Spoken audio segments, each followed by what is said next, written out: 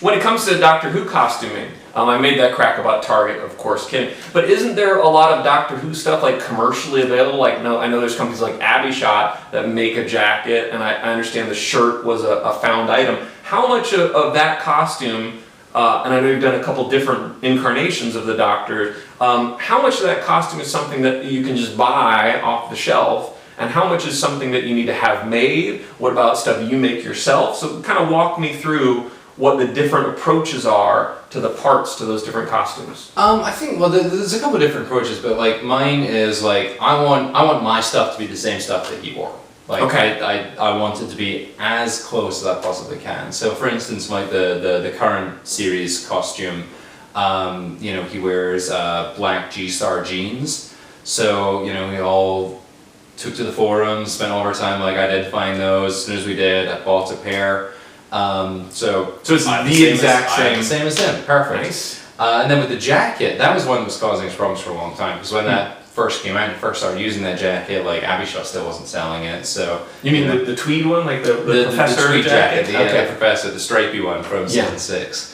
That one, like I decided like I really want to do this costume. I really want to find it. Like it's, you know, it didn't look to me like something that was off the shelf. So I spent about maybe 2 or 3 months emailing tweed mills in Scotland, and then any kind of like fabric houses in the UK, anyone that was actually like producing or kind of stockpiling like tweeds or you know, kind of wool fabrics, and just, you know, got a lot of very confused responses of no, why are you contacting us about this? And eventually kind of one of them wound up like having a great lead for me because they knew the tailor who'd been working on the jackets. Oh, okay. Put me in touch with the wool house in London where they had they bought those wools from, and I was able to buy the same exact wools from the same vaulted fabric that they had done his season 5 jackets and his season 6 jackets from. That's pretty cool. That's quite an accomplishment. Yeah, I felt pretty good. And you know, there's absolutely no substitute for like having your costume made out of the same items. Right. Because like when you put it all together like that, it works, and it works the way it's supposed to.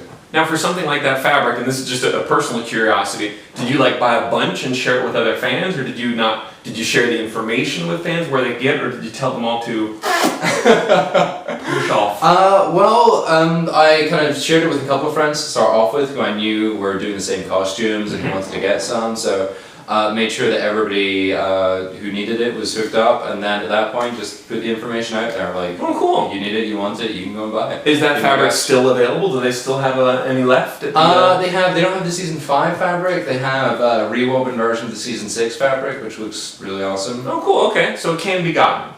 Yeah, exactly. And what about the shirt? You were telling me once that like the shirt was from a company, but they changed it slightly or something? Oh, the Paul Smith shirt from season 5. So the squiggly ones he wore in season 5? That's the one.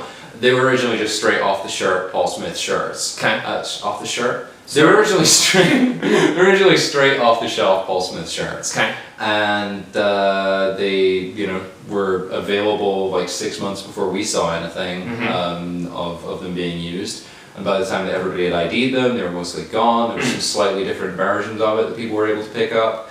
And after about a year of hysteria and people in the forums bugging them and like going crazy, Paul Smith opted to reissue the shirt. Oh, okay.